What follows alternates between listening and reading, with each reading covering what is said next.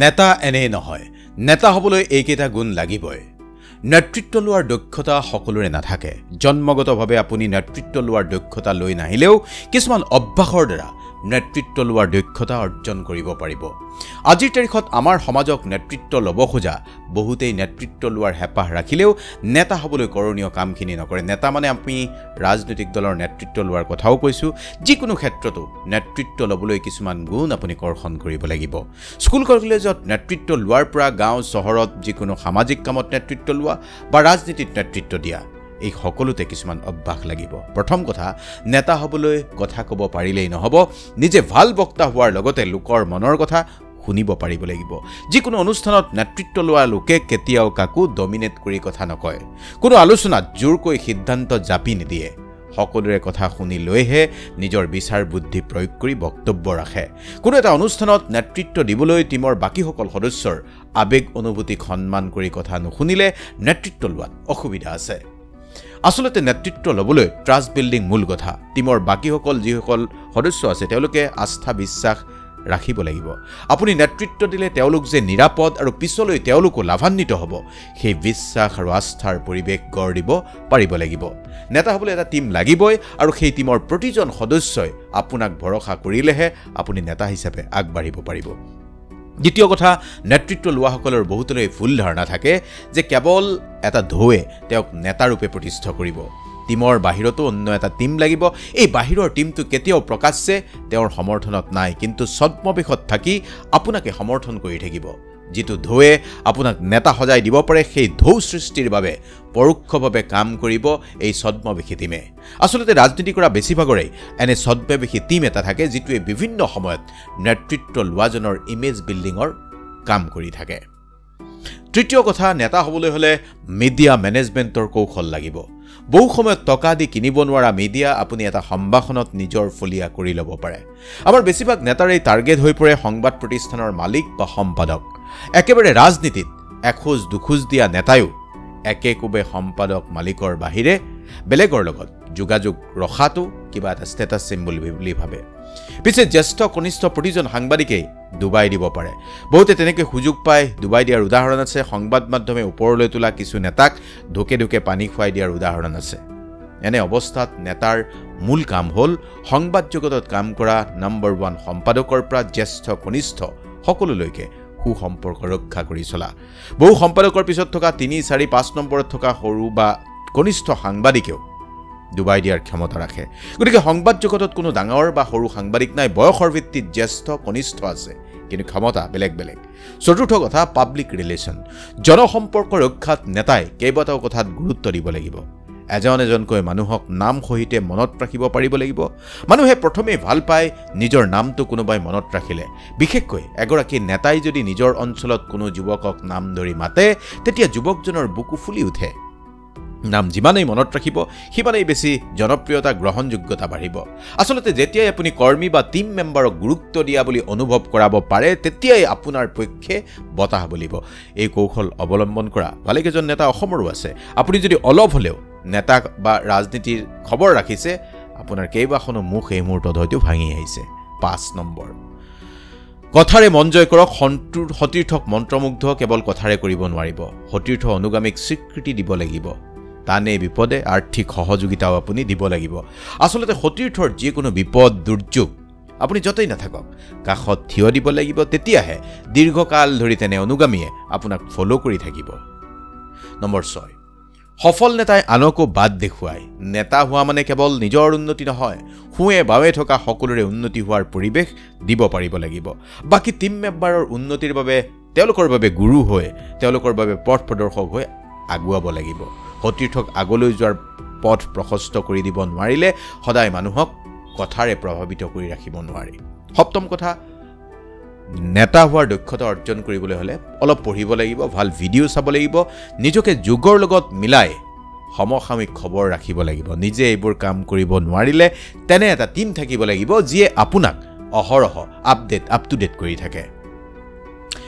প্ৰতি সপ্তাহত এটা কঠিন বা প্ৰয়োজনীয় সিদ্ধান্ত আপুনি ল'ব লাগিব।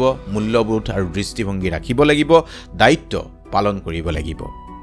অষ্টম কথা, অলপ হ'লেও অভিনয় দক্ষতা অতিকে গুৰুত্বপূৰ্ণ সৰ্বসাধাৰণৰ ওচৰত ধৰা নপৰাকৈ অভিনয় যদি কৰিব নোৱাৰে আজিৰ তাৰিখত নেতা হ'ব নোৱাৰে ৰাজনৈতিক নেতাসকলৰ বাবে প্ৰতিটো স্থানে এখন মঞ্চ সমদল হওক বা সংবাদমেল সংসদীয় বিতৰ্ক ছ'চিয়েল মিডিয়াৰ বিতৰ্ক যিয়ে হওক বা ভিডিঅ' মানুহৰ মনোযোগ ধৰি ৰাখিব পৰা আস্থা প্ৰকাশ কৰিব পৰা আৰু শক্তিশালী ভাষণ প্ৰদানৰ বাবে কিছু অভিনয় দক্ষতাৰ প্ৰয়োজন আছে ভাল অভিনয়ে এজন নেতাক দৰ্শকৰ সৈতে সংযোগ স্থাপন কৰে আবেগক উদগনি দিয়ে আৰু বাৰ্তাটো স্মৰণীয় কৰি তোলে আৰু অতি নাটকীয়তাই কেতিয়াবা ক্ষতি কৰে সেইকাৰণেই কৈছোঁ ধৰা নপৰাকৈ অভিনয় কৰিব পৰা দক্ষতা অৰ্জন কৰিব পাৰিব লাগিব নৱম কথা ছাল গড়ৰ দৰে ডাঠ কৰি ল'ব পাৰিব লাগিব অৰ্থাৎ নেতা হ'লে সময়ত লাঞ্ছনা গঞ্জনা খাব লাগিব ৰাজনৈতিক জীৱনত সমালোচনা আহিব আক্ৰমণ প্ৰত্যাক্ৰমণ বিতৰ্ক ৰুটিন অভিনয়ত পাকত এজন নেতাই প্ৰৰোচনাৰ সন্মুখতো শান্তিত থাকিব পাৰে শান্তিত কাম কৰিব পাৰে আৰু এই ধৰণৰ অভিনয়ৰ অৰ্থ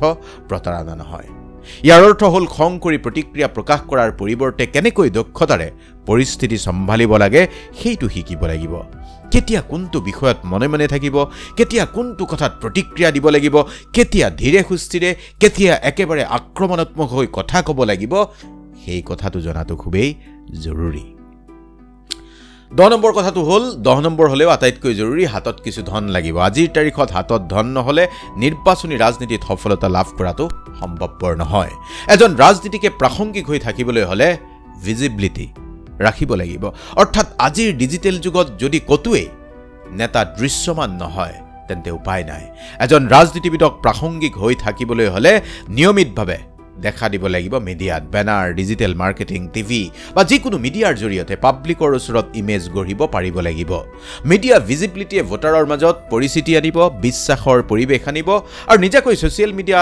মেনেজমেণ্ট টীম থকাটো আৱশ্যক যিটোৰ কাৰণে ধনৰ খৰচ হ'বই কিন্তু এটা কথা মনত ৰাখিব ধন থাকিলেও সফলতাৰ কিন্তু গ্যাৰান্টি নাই কাৰণ ধনে নিৰ্বাচনত জয়ী হোৱাত সহায় কৰিলেও ই বিশ্বাসযোগ্যতা সন্মান কিনিব নোৱাৰে বহু ধনী প্ৰাৰ্থীয়ে ৰাইজৰ সৈতে সততা বা সংযোগৰ অভাৱতেই পৰাস্ত হৈছে গতিকে টকা এটা নিশ্চয় টুল বা সজুলি কিন্তু গ্যাৰান্টি নহয় মানে আপোনাৰ জনসেৱা থাকিব লাগিব বিশ্বাসযোগ্যতা থাকিব লাগিব আৰু তাৰ বাবে আপোনাৰ ভাল পৰামৰ্শদাতাৰো প্ৰয়োজন হ'ব একাদশ কথা নেতা হ'বলৈ হ'লে সময় মেনেজমেণ্ট লিগেল পৰামৰ্শদাতা পিয়াৰ টিম ডেমেজ কণ্ট্ৰল এক্সপাৰ্টৰো সহায় ল'ব লাগিব আৰু নিৰ্বাচনী ৰাজনীতিত জয়লাভৰ বাবে লাগিব বিশেষ অধ্যয়ন অসমৰ কথাই যদি চোৱা যায় প্ৰতিটো সমষ্টিৰেই জনবিন্যাস বেলেগ জাতিগত আবেগ বেলেগ সমস্যা বেলেগ কোনবোৰ সমস্যা আৰু কোনবোৰ আবেগে ভোট বৃদ্ধি কৰিব তেনে অধ্যয়ন লাগিব প্ৰফেচনেলি দ্বাদশ কথা নিজৰ সপোন পূৰণ কৰিবলৈ হ'লে বেলেগক সপোন দেখুৱাব পাৰিব লাগিব